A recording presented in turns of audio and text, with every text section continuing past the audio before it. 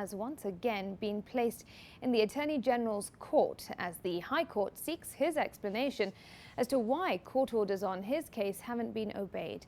The Attorney General and the Solicitor General will now have to explain the reluctance by the government to implement a flurry of orders that would have seen Miguna's unfettered re-entry into Kenya. Brenda Wanga with the details.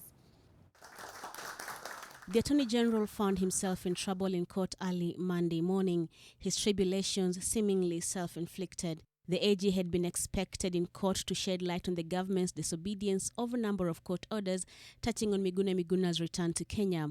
The latest orders instructing the government to facilitate the unhindered return of self-styled National Resistance Movement General Miguna Miguna last week. Those were not obeyed alongside a string of others issued by at least 5 other judges on the same subject.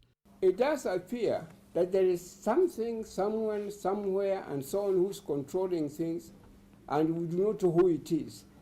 What is happening? Who is this that is not causing court orders not to be obeyed, and so on?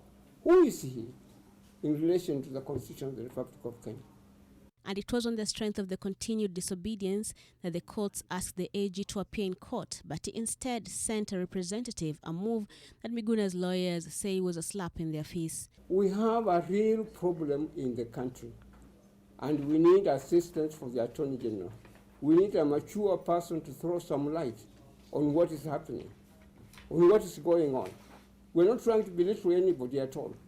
It is not a battle of wits at all. It is a real problem.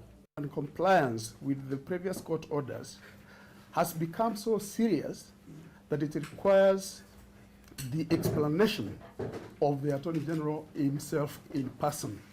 So he cannot send Mr. Bitter, whom I greatly respect, to come and represent him. The judge now wants the Attorney General and the Solicitor General to act and provide answers to the big question: why is the government not complying with court orders? And I will emphasize that the AG is a friend of this court. I also view that his opinion holds the key to the resolution of the issues before this court.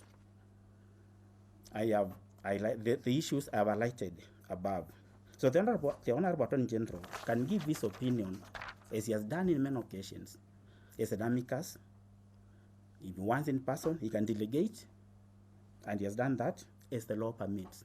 Miguna's re-entry into Kenya has run into headwinds caused by a red alert he says was issued from the presidency, but one that the government insists was caused by his own actions that landed him on the dreaded International Aviation Unruly Passengers list. While the core issue remains the saga surrounding the return of Miguna Miguna, the drama is also testing the powers and independence of the judiciary.